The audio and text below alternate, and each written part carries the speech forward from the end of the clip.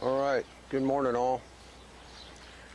We decided to do a little video this morning. We didn't get the camera on quick enough to catch his episode this morning, but the last couple of days we've had some real good progress with him about getting him up to the rail and being able to sit down on him, and he wasn't relaxed about it, but at least he got to the point where he could tensely tolerate me sitting down on him and stand there without shuffling out from underneath me or trying to get away or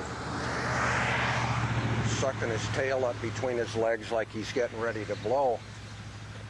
So I was hoping today would start out good and go the way it's been the last couple of days, and we're really starting to make some progress. But I caught him up this morning in the pen, and he didn't necessarily willingly get caught this morning, and I brought him out of the paddock and brought him over to the trailer to get him saddled up, and he was just kind of twitchy standing at the trailer and agitated. And the only thing I changed in my routine is he was clean enough to where I could just brush him off with my hands this morning and not have to take a brush and scrape stuff off his belly or whatever. And so I just rubbed him down a little bit, and he's just kind of moving around and twitching and messing around. And I put the saddle on him, and he scooted his butt over and was kind of cramming me in between the back of the trailer and him.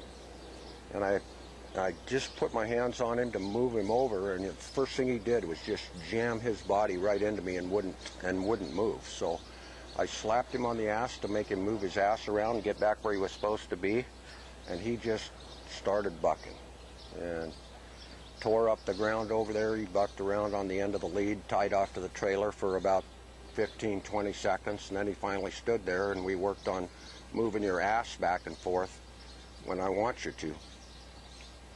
And he settled down, and now we're out here working.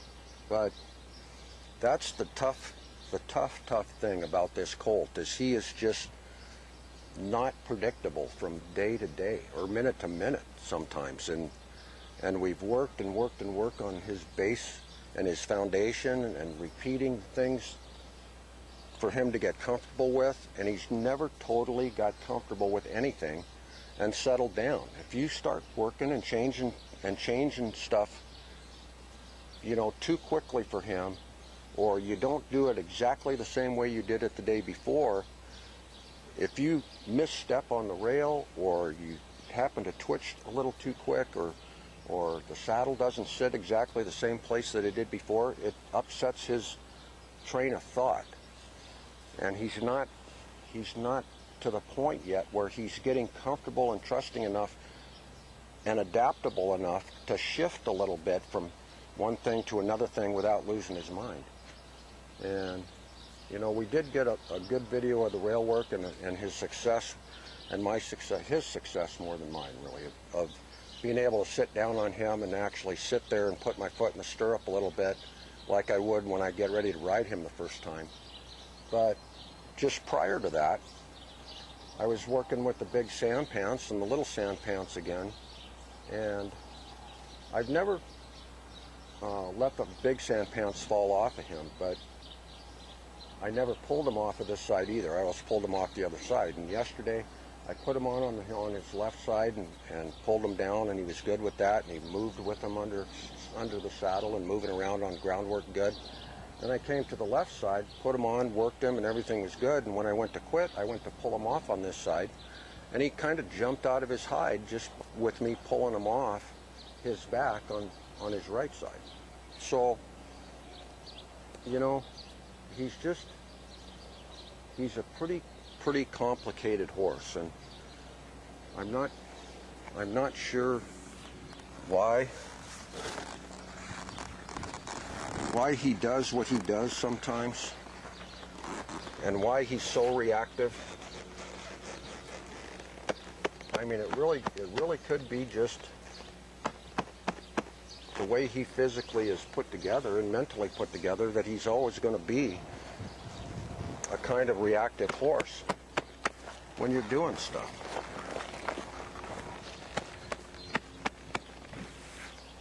And I've done, you know, he's come a long ways.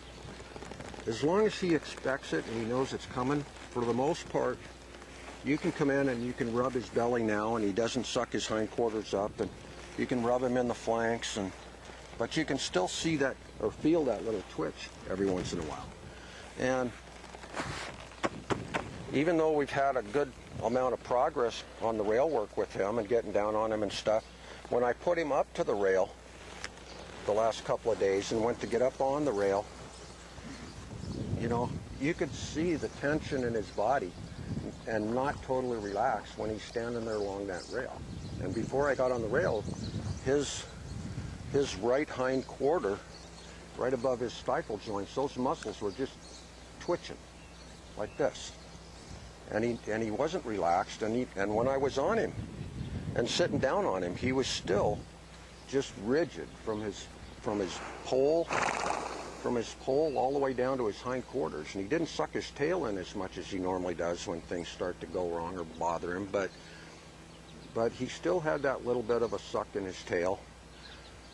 And when I sat on him, I just kept rubbing and rubbing and rubbing and trying to get him to relax and settle down and take a breath. And it was almost like he was holding his breath and just every muscle in his body was tense. And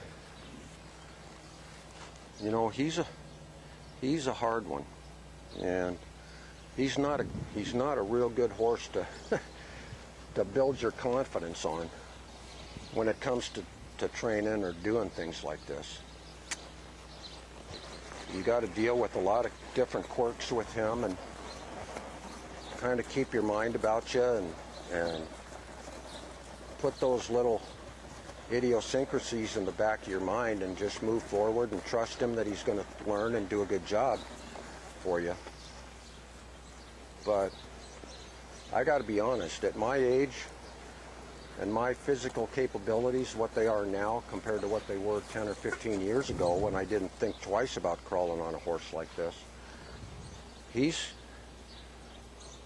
a tough one to keep my confidence in my abilities. He's a tough one for me to keep my confidence up in my ability to be able to help him and fix him, as opposed to a lot of different other horses or a lot of different colts. And you know, I'm going to be 62 in less than a month, and my days of being bulletproof are long gone. And when you run into a horse like this, it kind of makes you think twice about how much longer you want to continue putting your life on the line for $400 a month.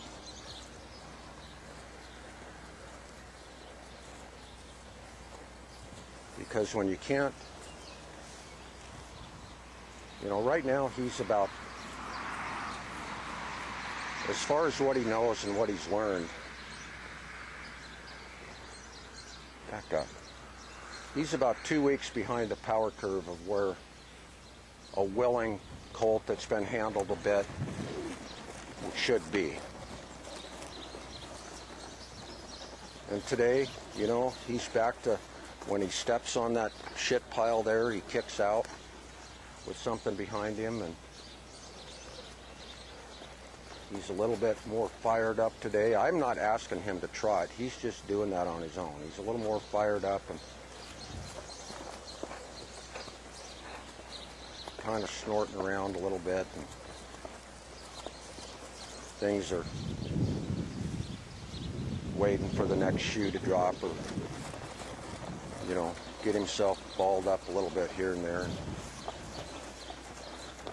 And all you can do is kind of keep working him and figuring out, see if he'll settle down and start thinking and get back with the program again.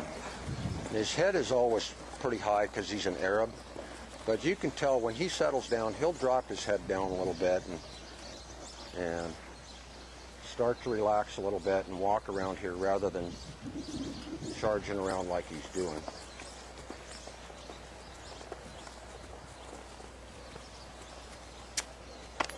Now I'm going to ask him to trot.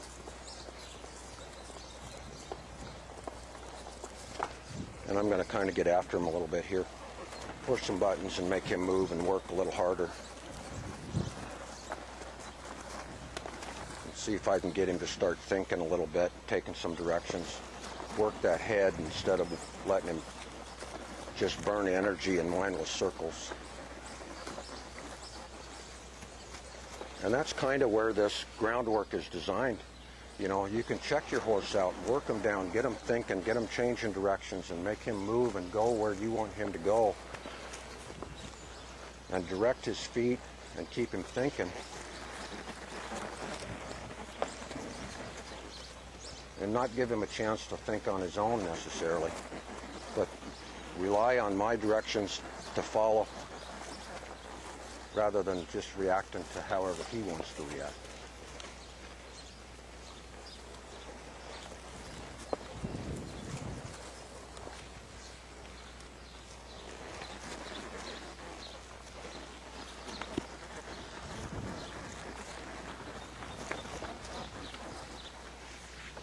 See when you start getting him a little bit pressured, see how that tail gets sucked up? When he changes directions, he doesn't do it smoothly. He has to suck that tail in first before he makes a move.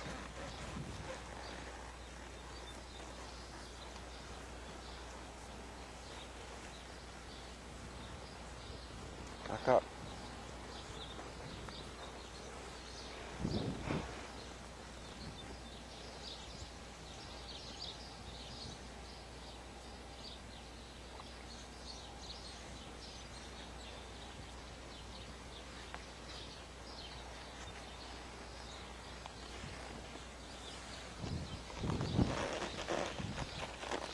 All I did was put a finger on him in that flank. I'm going to do it again, so you might have missed it that time. I'm going to do it again and show you.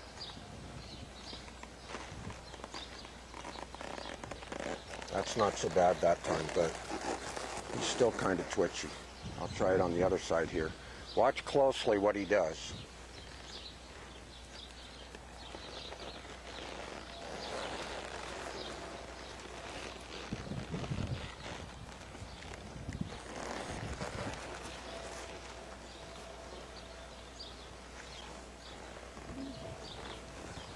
Maybe the one thing he kind of learned this morning is when I touch him back here, that means move your quarters over a little bit. See, now he's pushing into me a little bit rather than coming around.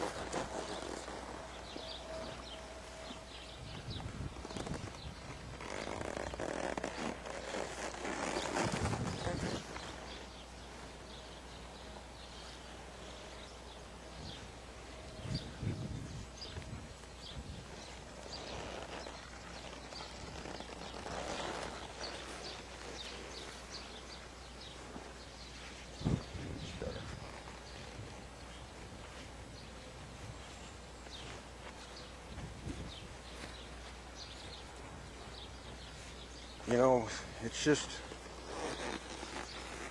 trying to come up with all the different scenarios of what might have happened to this horse or why he does what he does, and cover your bases and try and figure things out with these guys.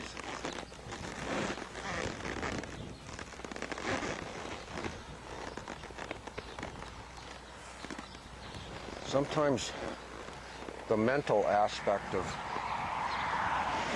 working with these guys and second guessing yourself and second guessing your abilities and trying to figure out what you're doing wrong and how come things aren't going as well as they should. It's almost as demanding on a person doing this stuff as it is actually getting on them and doing something or doing the physical part of it. The mental part of it sometimes can weigh on you as well. And the ability to try and mitigate that in yourself and control your emotions and deal with these things that come up from time to time with horses like this can be a challenge for anybody, let alone somebody that doesn't have a big base of working with a lot of horses or you know, sees something on TV, sees something on TV and somebody makes it look easy, and you go out and try it for yourself, and you get yourself in trouble, or you get your horse in trouble, and you know, see, with him, I've worked a lot last week around his hindquarters. This is his really twitchy quarter, his right hind. And I don't know why for sure. This hindquarter is so much more reactive than the rest of them when you're working with him, but I've had to double my efforts on this side. I've had to double my efforts on this side to get him a little better with that, but you can still see how much more reactive he is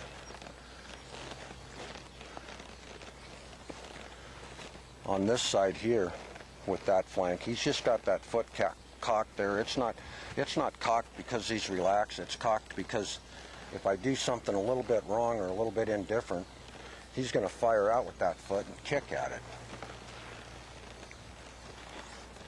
And real early on with him, I was spraying him down, and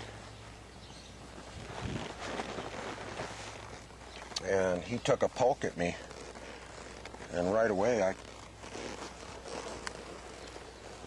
I kicked him right back in the belly, and he never tried it since. But he has kicked out at the sand pants or my leads and